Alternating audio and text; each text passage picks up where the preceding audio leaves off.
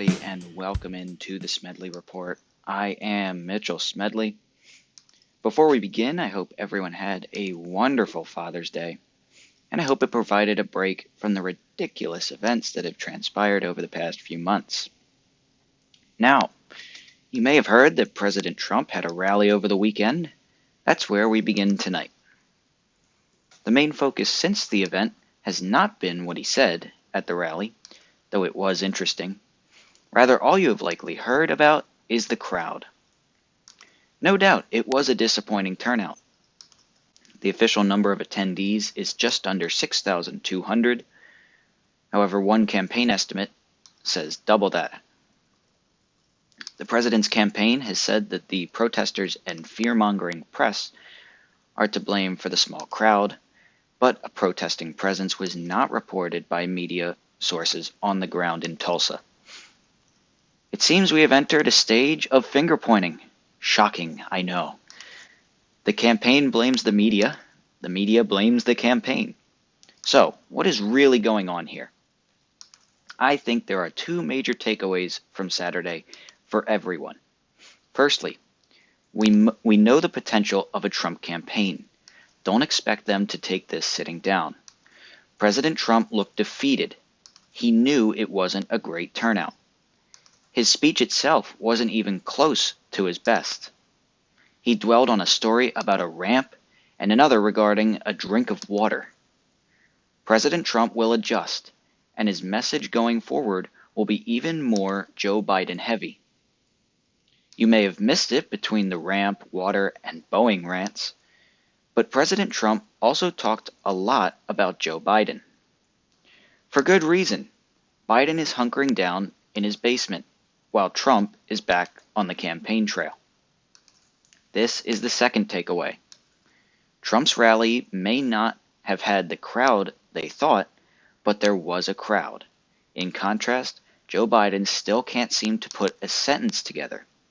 His social media ads make you feel pity for him as he fumbles with words to ask for your support. I feel sorry for him as he can't seem to get it right on a recorded video segment. Sometime, somewhere, someone in charge of the campaign looked at all the takes of that video and decided that one was the best they had. That's scary. Feelings of pity are not the feelings most of America wants in their president. So, it seems we have a problem as voters. Do we take the man that thinks the most important issue is his balance on a ramp? Or the man who doesn't seem to be in control of his own thoughts? To President Trump, fix it. Your speech kinda sucked. I know the ramp story was to point out the dishonesty of the press, but that too was a train wreck. I don't think you want to feel defeated like you did walking out of that rally. And I don't mean to add insult to injury, but you have fallen off in the past few months. You haven't shown me any good leadership during the riots, and your coronavirus response was questionable. Up until March, you were the major favorite to win the election. Now, you're the underdog. And to Joe Biden, figure something out. Start thinking for yourself and show some confidence. The only reason Trump won in 2016, which your party hates to recall, is because Hillary Clinton was one of the worst presidential candidates ever. Don't be a close second. Trump has one thing right about you. You still aren't out there with the people. Like it or not, he is. Again, figure something out. Once more, don't listen to the finger pointing. This isn't the end of Trump's campaign, and we all know how wrong the polls were last time. He is down, but he is not out. Just like Joe Biden. It's game on for November. Let's go, gentlemen. In Seattle over the weekend, there was at least one fatal shooting, with at least one more person critically wounded in another incident. This, of course, occurred in CHOP, So what is happening in the Capitol Hill Occupied protest? From what can be observed, the young nation is going through a mood shift of sorts. People are realizing there is a danger. There have been talks of shortening hours, unlike its mother country, America, which runs 24/7. Maybe that's because we have a police force. City officials still don't want a police presence in shop. When armed officers entered the zone to try and retrieve the body that was shot, they were harassed by protesters. The situation was deemed unsafe for the police, and they withdrew from the area. Even though the protest has turned deadly, officials don't seem to want an end. The thought process appears to be that the police don't prevent other homicides.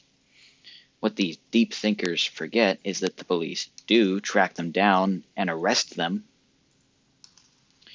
It is the justice system that keeps criminals and even normal people from going crazy and killing and stealing without a care.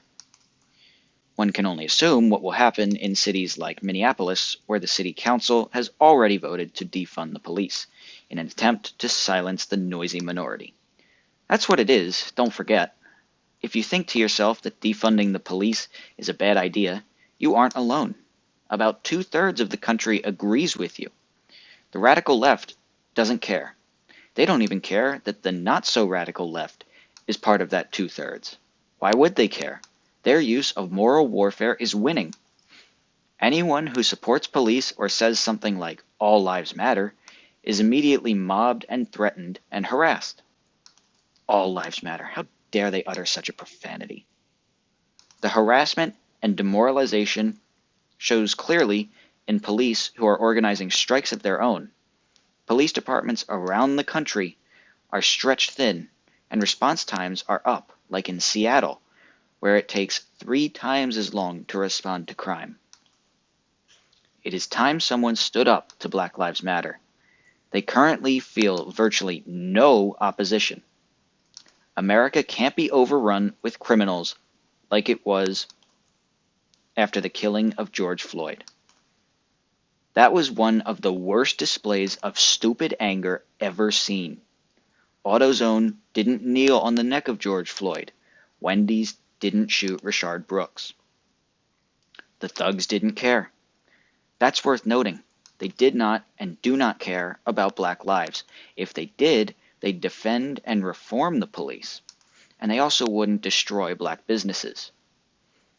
They only care about running this great country and controlling those who inhabit it. And unfortunately for us law-abiding citizens, Republicans aren't stopping them. They think if they just smile and nod, it will go away. Sorry, Mitch McConnell and friends, it won't go away. You will. If the Republicans aren't voted out for their incompetency, they will be forced out by the angry mobs that are taking over police stations, burning innocent businesses, and harassing or killing those who oppose them. Eliminating politicians doesn't seem too far away. In some ways, they've already done it.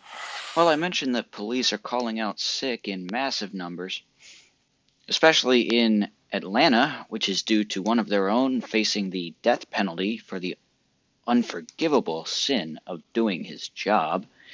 You may have heard of the Rayshard Brooks situation. Mr. Brooks was asleep in the Wendy's drive-thru, which resulted in the police being called. Mr. Brooks talked calmly with the officers for a while. He failed a sobriety test, therefore the officers moved to arrest him, fairly common.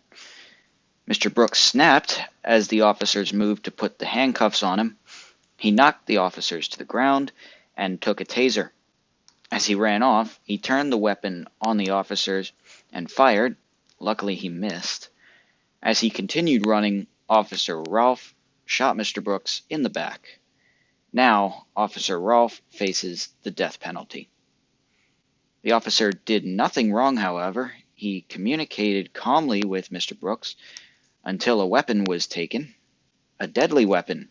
In fact, under Georgia law, a taser is a deadly weapon. Ironically, or frustratingly, the DA that announced the charges said it wasn't. In contrast, just a few days earlier, in another case, he said a taser is a deadly weapon. Obviously, a double standard. This isn't surprising. This whole case is an attempt to silence the noisy minority that we talked about earlier. All we can hope is that Officer Rolfe gets a fair trial, as all of us are guaranteed. Well, that's all we got for the Smedley Report today. We'll hope you join us next time, and we hope that there is some more happy news to report. It can seem all bleak, but it will get better. Consider different viewpoints, stay informed, and most importantly, stay safe. Thank you for joining us, everyone. We'll see you next time.